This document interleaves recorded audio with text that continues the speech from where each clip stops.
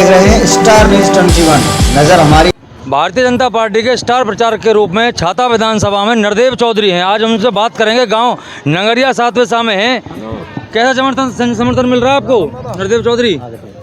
10 फरवरी का जनता इतनी बेसब्री से इंतज़ार कर रही है कि कब हमको मौका मिले और कब दोबारा से उत्तर प्रदेश की गद्दी पे दोबारा बुलडोज़र बाबा को सौंप दें, जिससे माफिया राज, आतंक का राज, बदमाशों का राज, गुंडा राज, दंगाइयों का राज पूरी तरह सफाया होके दोबारा से जो सनातन धर्म का हमारा पौराणिक इतिहास है वो ऊंचाइयों को छूते हुए भारत माता को विश्वगुरु का दर्जा दिलाया जा सके। आज कहाँ का दौरा है छाता विधानसभा क्षेत्र? आज हमारा नगरिया 7 विशेष से शुरू होके पैगाम दिल्ली आगरा के बीच में जाटों का सबसे बड़ा गांव है।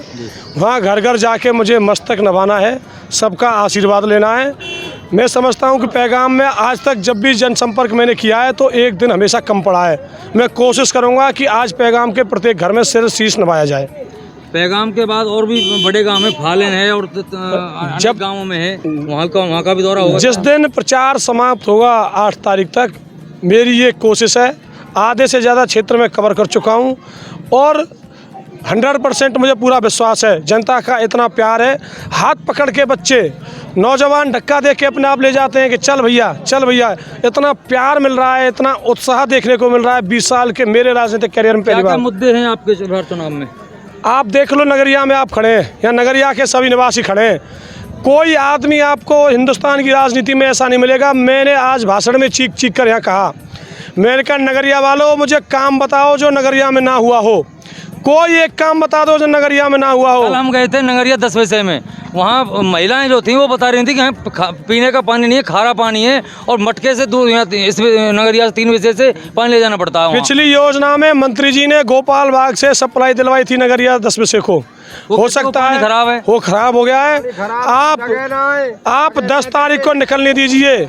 ये हमारी जनता जनार्दन, हमारे माँ बाप हैं, हमारी माताएं इतना प्यार करती हैं। जब कह देंगी उसी दिन नई पाइपलाइन बिछवा दी जाएगी, जहाँ से कहेंगे वहीं से बिछवा दी जाएगी। ये नेताओं वाले वायदे तो नहीं है? आप पूछ सकते हैं, यदि नेताओं वाले वायदे होते तो 40 साल से इतना प्यार नहीं मिलता बुजुर्गों का। माता एक वादा आपने 25 तारीख को डिबेट में भी किया था कि अगर 10 दिन में नंदगांव रोड पर काम नहीं चले तो मैं राजनीति छोड़ दूंगा। काम चल रहा है? कहाँ काम नहीं चल रहा? फिर दोबारा से रुकवा दिया। काम चला था और मैं आपसे फिर कह रहा हूँ। रुकवा किसने दिया? रुकवा दिया हमारे कुछ जो नीम गांव पे वो लग रहा है स्टोन क्रशर, जहाँ माल बनता है, वहाँ उन्होंने गांव के प्रधान ने कुछ एनओसी का फिर बवाल बना दिया है। उसे भी समझा दिया है। नंदगांव रोड पे 10 फरवरी आते आते काम आपको फर्राटे से चलता हुआ मिलेगा। बहुत स्थिति खराब है वहाँ पे। कैसे? रोड की देखिए, जहाँ तक रोड की बात है, मैंने आपको उस दिन भी बताया था, अखिलेश के राज में, हमारे गठबंधन या ठगबंधन के प्रत्याशी महोदय के राज में जितने नाली गले और इंटरलॉकिंग बनी, उतने तो योगी के राज में, चौधरी लक्ष्मी नारायण जी के राज में छाता विधानसभा और उत्तर प्रदेश में एक्सप्रेस वे और हाईवे बन गए।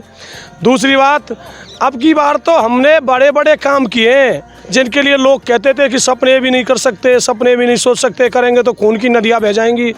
धारा 370 हटी, किसी की औकात नहीं हुई कान फड़काने की।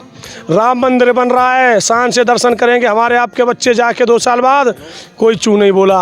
अब ये जो छोटे मोटे काम हैं, विकास एक सतत प्रक्रिया है। 3 तलाक कितना बड़ा काम, कल्पना की जा सकती है? कितने वोटों से जीत रहे हैं इस बार छाता विधानसभा? पिछली बार 65,000 पार।